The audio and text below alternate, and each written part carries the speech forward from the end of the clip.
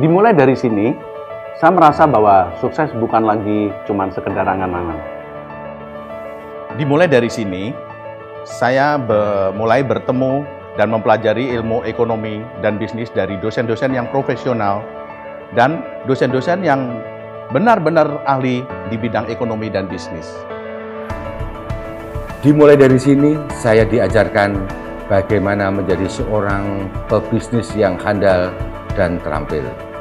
Dimulai dari sini, saya mulai mengerti bagaimana merencanakan sebuah plan agar dapat direalisasikan dengan baik. Selain itu, dimulai dari sini, saya mulai mengerti bagaimana kesulitannya untuk menjadi seorang owner perusahaan yang harus mempertahankan, mengembangkan daripada usaha ini. Apalagi di tengah-tengah persaingan yang berat, dan lagi saya juga merintis karir sebagai karyawan Bank Jateng. Jadi dalam situasi ini saya harus berusaha dua-duanya, karir yang sukses dan usaha yang sukses pula. Sukses bagi saya sih adalah apa yang kita inginkan, apa yang kita cita-citakan bisa tercapai. Tidak mudah sih memang kalau mengingat banyak hal yang telah saya lalui baik suka maupun duka. Kadang teringat sih masa-masa kuliah saat bagaimana saya berjuang hingga menjadi seperti sekarang ini. Peningkatan skill dan kompetensi diasah melalui pelatihan-pelatihan dan praktikum-praktikum di kampus yang sangat berguna sekali untuk perkembangan karier saya saat ini. Itu menjadi bekal yang sangat berharga untuk saya bisa menjadi sukses. Kegiatan kemahasiswaan memupuk percaya diri saya sehingga menjadi bekal saya dalam berkarya di dunia kerja. Pendidikan di sini sangat berkualitas, mulai dari dosen, fasilitas pembelajaran, tidak heran akreditasinya bagus. Sukses kami dimulai dari sini. Sukses kami dimulai dari sini. Sukses kami dimulai dari sini.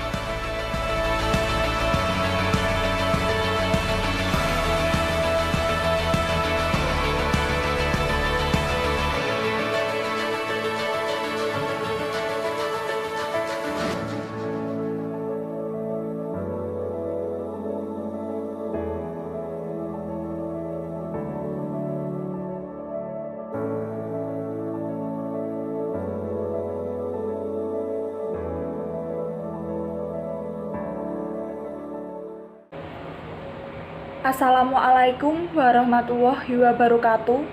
Perkenalkan, nama saya Oktaviani Kristina Kardianti, NIM 1805520084, kelompok B1, mata kuliah Audit Manajemen, Universitas Stikubang Semarang.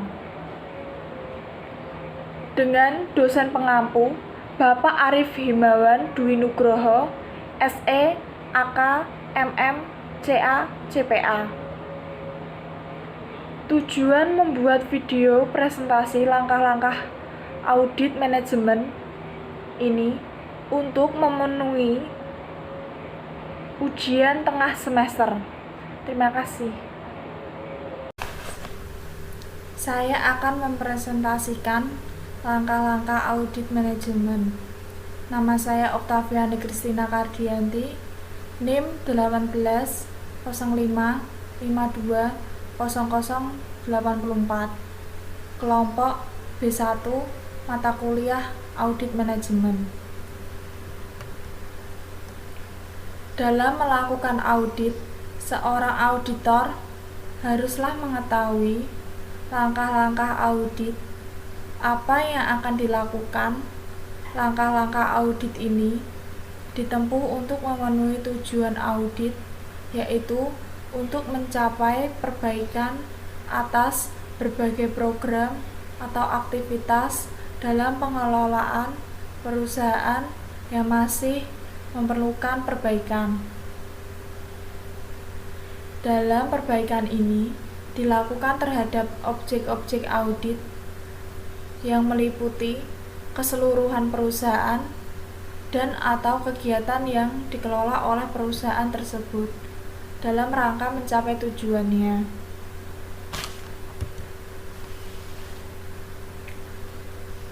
ada beberapa tahapan yang harus dilakukan dalam audit manajemen.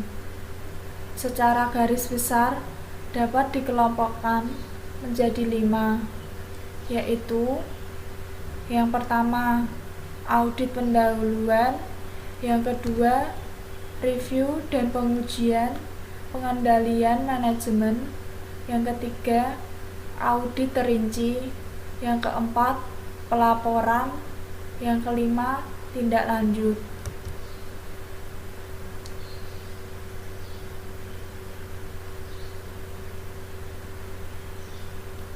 1. Audit lanjutan. Audit pendahuluan dilakukan untuk mendapatkan informasi latar belakang terhadap objek audit yang dilakukan. Di samping itu, pada audit ini juga dilakukan penelaahan terhadap berbagai peraturan, ketentuan, dan kebijakan berkaitan dengan aktivitas yang diaudit, serta menganalisis berbagai informasi yang telah diperoleh untuk mengidentifikasi hal-hal yang potensial mengandung kelemahan pada perusahaan yang diaudit. Auditor mungkin menggunakan daftar pertanyaan, flowchart, tanya jawab, laporan manajemen, dan observasi dalam pelaksanaan audit pendahuluan. Daftar pertanyaan terdiri dari pertanyaan-pertanyaan yang berhubungan dengan masalah yang mempengaruhi efektivitas, efisiensi, dan performa operasi. Auditor kemudian akan menilai jawaban yang diperoleh.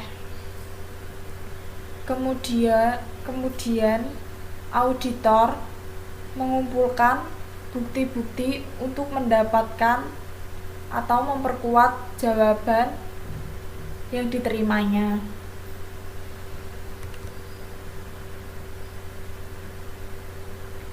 Langkah-langkah audit pada tahap ini meliputi antara lain: yang pertama, pemahaman auditor terhadap objek audit.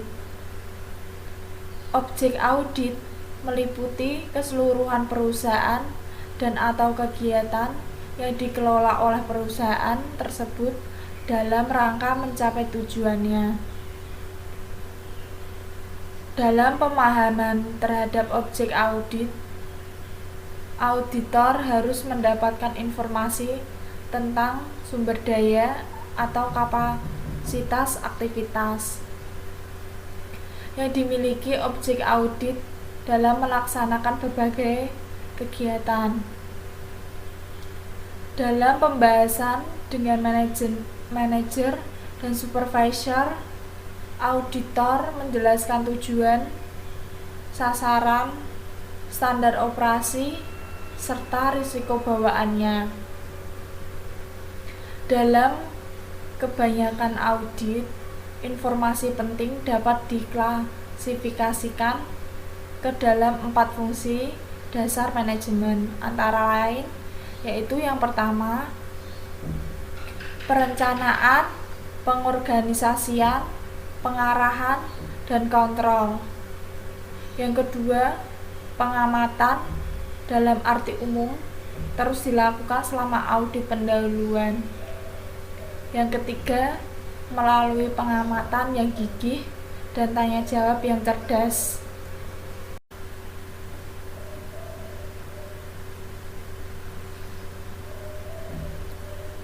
Auditor harus mengomunikasikan dengan atasan pengelolaan objek atau pemberi tugas audit tentang pemahamannya terhadap berbagai program atau aktivitas objek audit untuk menghindari terjadinya kesalahpahaman.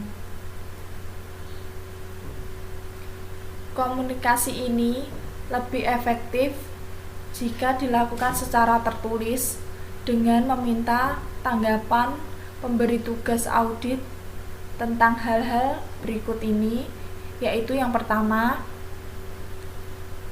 A. Informasi yang mendukung tujuan audit. B. Informasi yang mengarahkan ruang lingkup audit. C. Informasi yang mengarah pada tujuan audit. 2.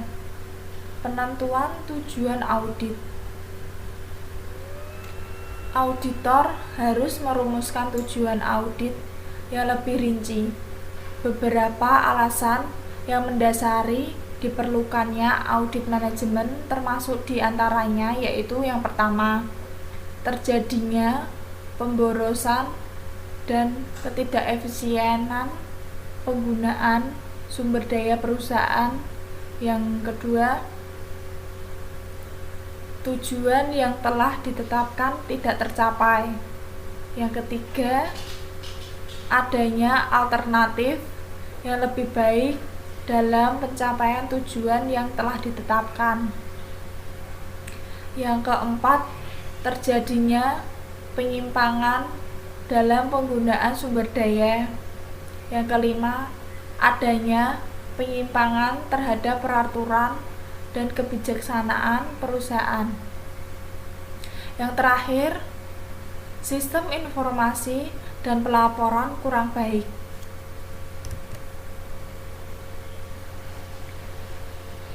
Dalam merumuskan tujuan ini, auditor dapat melakukannya dengan cara sebagai berikut, yaitu yang pertama, mengidentifikasi tujuan yang ada mungkin mempunyai arti penting pada pemberi tugas.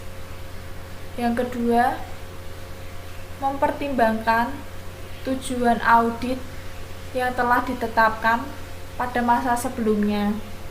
Yang ketiga, membahas dengan pemberi tugas dan pengelola objek audit.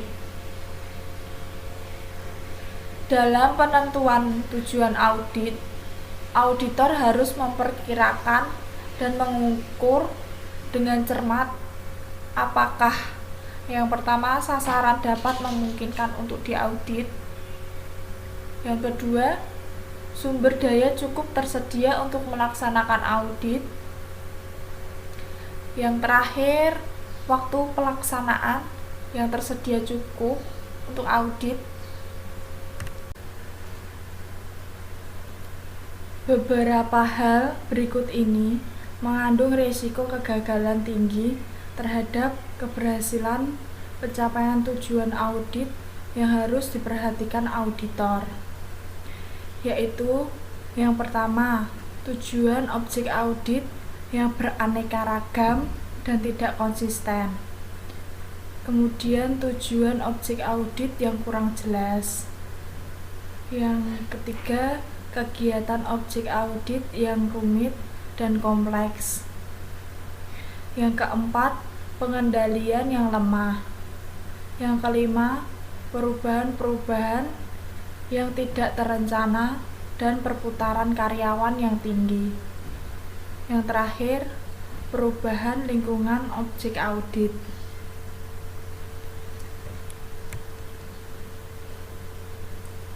Tiga, penentuan ruang lingkup dan tujuan audit. Ruang lingkup audit menunjukkan luas atau area dari tujuan audit. Di samping itu, penentuan ruang lingkup audit harus mengacu pada tujuan audit yang telah ditetapkan. Ruang lingkup audit manajemen terdiri atas yang pertama, bidang keuangan. Yang kedua, ketaatan kepada peraturan dan kebijakan perusahaan. Yang ketiga, ekonomisasi. Yang keempat, efisiensi. Dan yang terakhir, efektivitas. Tujuan audit adalah target yang akan diaudit. Dalam target ini terkandung pertanyaan, auditor yang menjawabnya akan diperoleh melalui proses dan kesimpulan hasil audit. elemen-elemen penting dalam setiap tujuan audit. Yang pertama, kriteria. Kriteria merupakan standar atau pedoman atau norma bagi setiap individu atau kelompok di dalam perusahaan dalam melakukan aktivitasnya. Kemudian yang kedua, penyebab. Penyebab merupakan tindakan yang dilakukan oleh setiap individu atau kelompok di dalam perusahaan. Penyebab dapat bersifat positif. Program atau aktivitas berjalan dengan tingkat efisien, efektivitas yang lebih tinggi, atau sebaliknya bersifat negatif.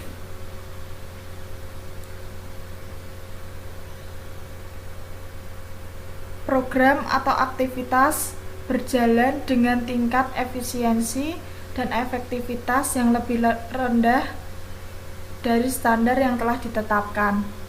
Kemudian yang terakhir, akibat atau efek.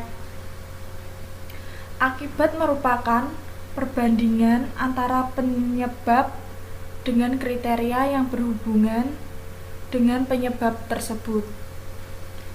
Akibat negatif menunjukkan program atau efek atau aktivitas berjalan dengan tingkat pencapaian yang lebih rendah dari kriteria yang ditetapkan. Sedangkan akibat positif menunjukkan bahwa program atau aktivitas telah terselenggara secara baik dengan tingkat pencapaian yang lebih tinggi dari kriteria yang ditetapkan. Cara menyajikan temuan audit. Temuan audit merupakan fakta atau data dan informasi yang ditemukan auditor dalam pelaksanaan auditnya. Penyajian temuan dalam audit manajemen dapat dilakukan dalam bentuk kolom-kolom, di mana setiap kolom menyajikan temuan berupa kondisi, kriteria, penyebab, dan akibat, atau dapat juga disajikan dalam bentuk narasi dengan sistematika urut ke bawah dimulai dari kondisi, kriteria, penyebab, dan akibat. Kondisi. Yang pertama, mendeskripsikan kondisi yang ditemukan pada objek pemeriksaan. Kedua, kondisi merupakan hasil aktual pelaksanaan program atau aktivitas pada objek yang diperiksa. Ketiga, kondisi bukan merupakan kesimpulan dari temuan. Yang keempat, sajikan kondisi seperti apa adanya pada saat ditemukan. Contohnya, volume penjualan 500 unit per minggu. Kriteria. Yang pertama, merupakan panduan setiap individu atau kelompok dalam melakukan aktivitasnya dan digunakan untuk menilai aktivitas atau hasil aktivitas dari individu atau kelompok pada objek pemeriksaan. Kedua, kriteria merupakan pedoman atau standar yang terukur. Yang ketiga, sajikan kriteria apa adanya seperti yang dirumuskan pada manual objek pemeriksaan. Contohnya, volume penjualan 1.250 per minggu, training sales 3 minggu, 2:1, atau 2 minggu pelatihan di kelas atau in-house training, 1 minggu pelatihan kerja di lapangan, on the job training. Kemudian penyebab. Yang pertama, merupakan tindakan atau aktivitas aktual yang dilakukan oleh individu atau kelompok pada objek pemeriksaan. Kedua, penyebab merupakan penerapan dari kriteria yang telah ditentukan. Yang terakhir, sajikan penyebab sebagai rekaman atas kejadian atau cara kerja dalam melaksanakan aktivitas. Contohnya, training sales 2 minggu in-house. Kemudian akibat. Yang pertama merupakan hasil pengukuran dan perbandingan antara aktivitas individu atau kelompok dalam kriteria yang telah ditetapkan terhadap aktivitas tersebut. Yang kedua, lakukan penilaian dan pengukuran terhadap pengaruh dari perbedaan antara pencapaian aktivitas dengan kriterianya.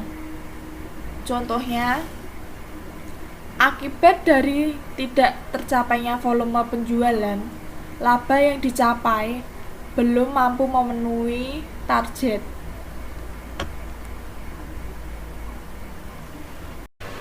Empat, review terhadap peraturan dan perundang-undangan yang berkaitan dengan objek audit. Review atau penelaahan ini bertujuan untuk memperoleh informasi tentang peraturan-peraturan yang berhubungan dengan objek audit, baik bersifat umum maupun yang berhubungan khusus dengan berbagi program atau aktivitas yang diselenggarakan pada objek audit. Dengan penelaahan ini, auditor dapat memahami batas-batas wewenang objek audit dan berbagai program yang dilaksanakan dalam mencapai tujuannya. Pengembangan kriteria awal dalam audit. Kriteria adalah norma atau standar yang merupakan pedoman bagi setiap individu maupun kelompok dalam melakukan aktivitasnya di dalam perusahaan. Faktor yang mempengaruhi kriteria yang akan digunakan dalam audit antara lain yaitu A. Tujuan dari kegiatan yang diaudit, B. Pendekatan audit, C. Aktivitas tujuan audit. Karakteristik kriteria yang baik antara lain yaitu A. Realistis, B. Dapat dipercaya, C. Bebas dari pengaruh kelemahan manusia, D. Mengarah pada temuan-temuan dan kesimpulan untuk memenuhi kebutuhan informasi pemberi tugas audit, E. Dirumuskan secara jelas dan tidak mengandung arti ganda yang dapat menimbulkan interpretasi yang berbeda, F. Dapat dibandingkan, G. Diterima semua pihak, H. Lengkap, dan I. Memastikan adanya rentang waktu pada saat suatu kejadian atau kegiatan berlangsung. Dalam pengembangan kriteria ini, auditor dapat mengacu pada beberapa sumber, di antara lainnya yang pertama, undang-undang atau peraturan yang berlaku. Kemudian yang kedua, kebijakan-kebijakan yang ditetapkan dalam objek audit. Kemudian norma yang sudah mendapat pengakuan secara umum. Yang keempat, kriteria yang digunakan pada objek audit sejenis. Dan yang terakhir, yang E, pengalaman auditor dalam tugas-tugas audit sebelumnya pada objek audit sejenis. Kesimpulan hasil audit. Kesimpulan ini menjadi dasar dalam menentukan langkah-langkah yang akan diambil dalam tahapan audit selanjutnya. Data yang dikumpulkan dapat mengidentifikasi hal-hal penting dan masalah-masalah yang ada, serta membantu auditor memutuskan apakah pemeriksaan lanjutan diperlukan. Pada tahap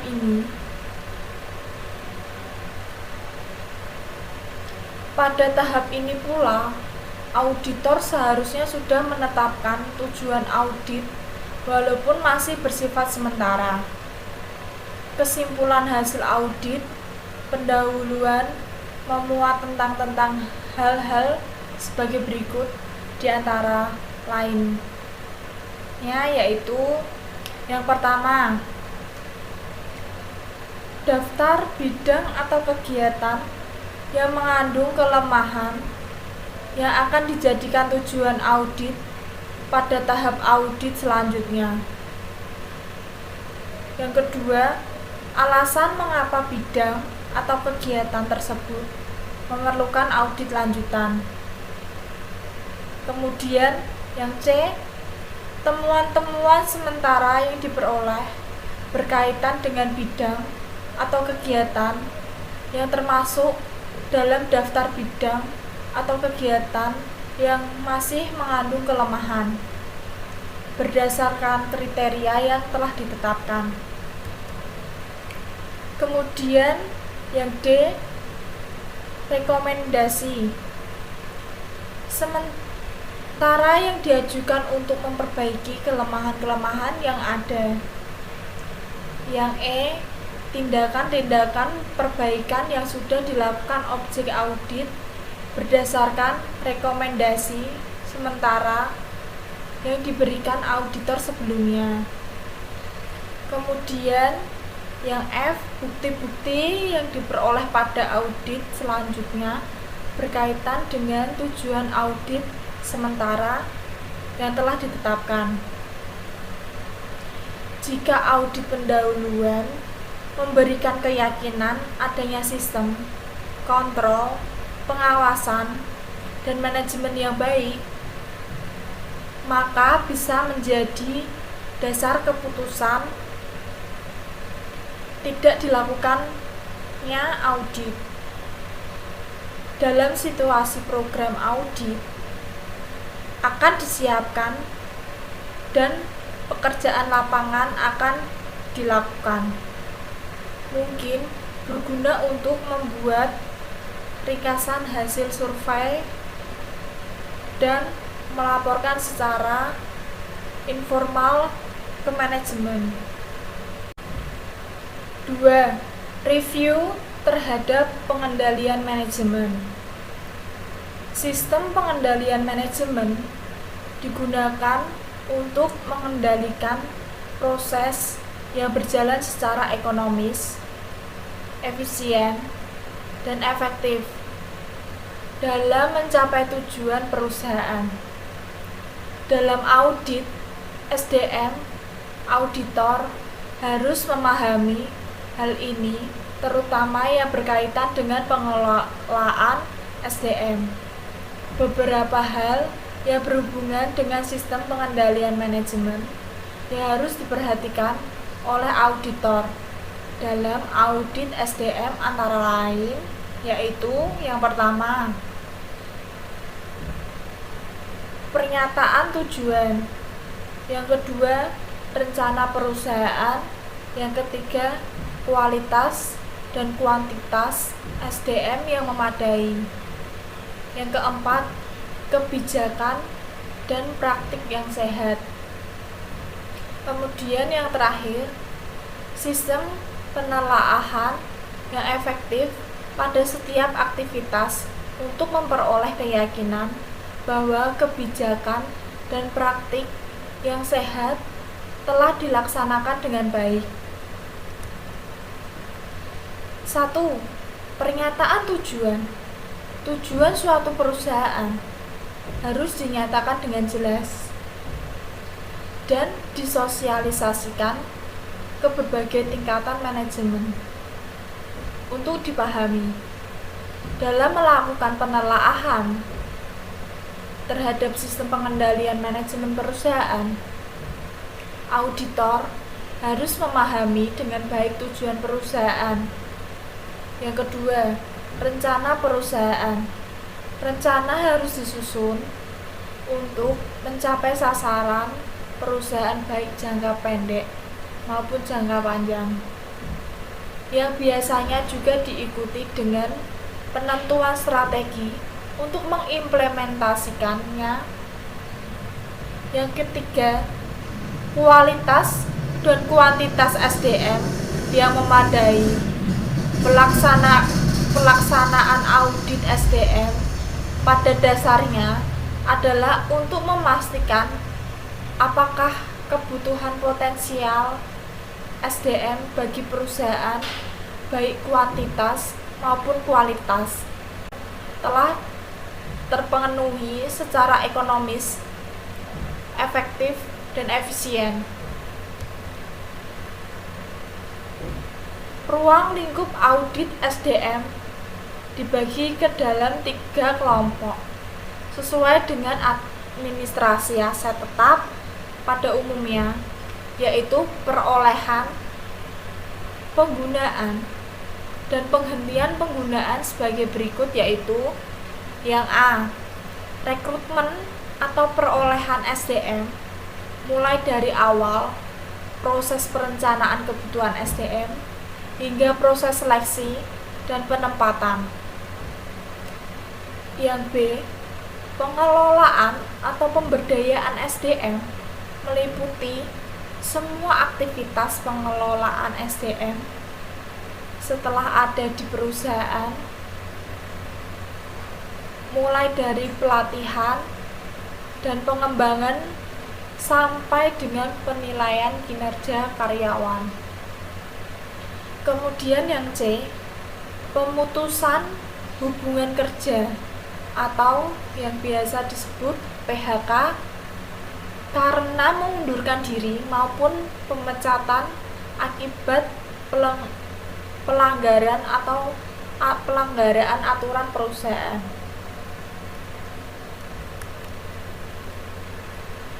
Yang keempat, untuk mendukung praktik yang sehat, berbagai kebijakan yang dibuat perusahaan harus dikomunikasikan kepada seluruh pihak yang berkepentingan agar terjadi komunikasi timbal balik antara kedua kelompok kepentingan utama, yaitu pihak perusahaan yang diwakili oleh manajemen atau direksi dan karyawan. Kemudian nomor 5, sistem penelaahan yang efektif pada setiap aktivitas untuk memperoleh keyakinan bahwa kebijakan dan praktik yang sehat telah dilaksanakan dengan baik. Sistem review menyangkut bagaimana pihak-pihak yang berwenang melakukan review terhadap berbagai aktivitas atau kegiatan yang dilakukan. Elemen sistem review yang baik, pelaksanaan survei harus dilaksanakan secara memadai. Kemudian 3, audit terinci. Pada tahap ini, auditor melakukan pengumpulan bukti yang telah cukup dan kompeten untuk mendukung tujuan audit yang telah dilakukan. Pada tahap ini juga dilakukan pengembangan temuan untuk mencari keterkaitan antara satu temuan dengan temuan yang lain dalam menguji permasalahan yang berkaitan dengan tujuan audit. Temuan yang cukup, relevan, dan kompeten dalam tahap ini disajikan dalam suatu kertas kerja audit atau KKA untuk mendukung kesimpulan audit yang dibuat dan direkomendasi yang diberikan. Kemudian yang keempat, pelaporan. Bagian akhir dari proses audit manajemen adalah pelaporan hasil audit. Ada dua cara penyajian laporan audit manajemen, yaitu yang pertama, cara penyajian yang mengikuti arus informasi yang diperoleh selama tahapan-tahapan audit. Kemudian yang kedua, cara penyajian yang mengikuti arus informasi yang menitik beratkan penyajian kepada kepentingan para pengguna laporan hasil audit ini. Sebagai tahap akhir dari audit manajemen, tindak lanjut bertujuan untuk mendorong pihak-pihak yang berwenang untuk melaksanakan tindak lanjut sesuai dengan rekomendasi yang diberikan. Auditor tidak memiliki wewenang untuk mengharuskan tindak lanjut sesuai dengan rekomendasi yang diberikan. Oleh karena itu, rekomendasi yang disajikan dalam laporan audit seharusnya sudah merupakan hasil diskusi dengan berbagai pihak yang berkepentingan dengan tindakan perbaikan tersebut. Suatu rekomendasi yang tidak disepakati oleh objek audit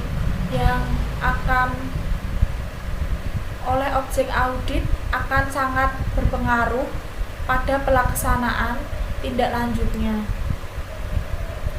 Hasil audit menjadi kurang bermakna apabila rekomendasi yang diberikan tidak ditindaklanjuti oleh pihak yang diaudit.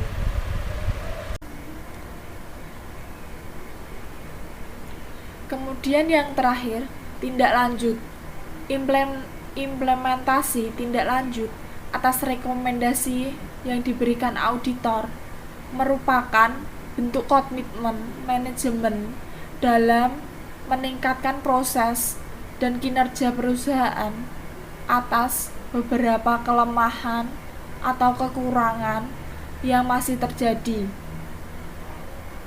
Auditor tidak memiliki kewenangan memaksa dan menuntut manajemen untuk melaksanakan tindak lanjut sesuai dengan rekomendasi yang diberikan, tetapi lebih menempatkan diri sebagai supervisor atas rencana, pelaksanaan, dan pengendalian tindak lanjut yang dilakukan.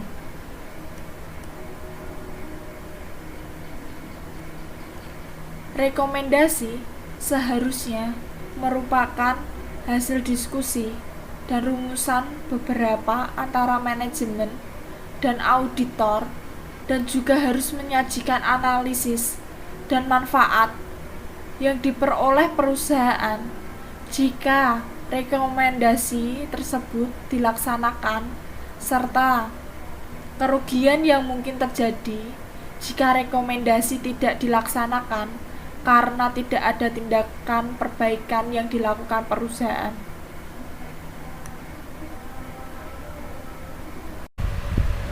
Sekian dari presentasi saya. Mohon maaf apabila terjadi kesalahan dalam menyampaikan materi, kesalahan dalam berucap kalimat. Mohon dimaafkan. Sekian dari saya. Assalamualaikum warahmatullahi wabarakatuh.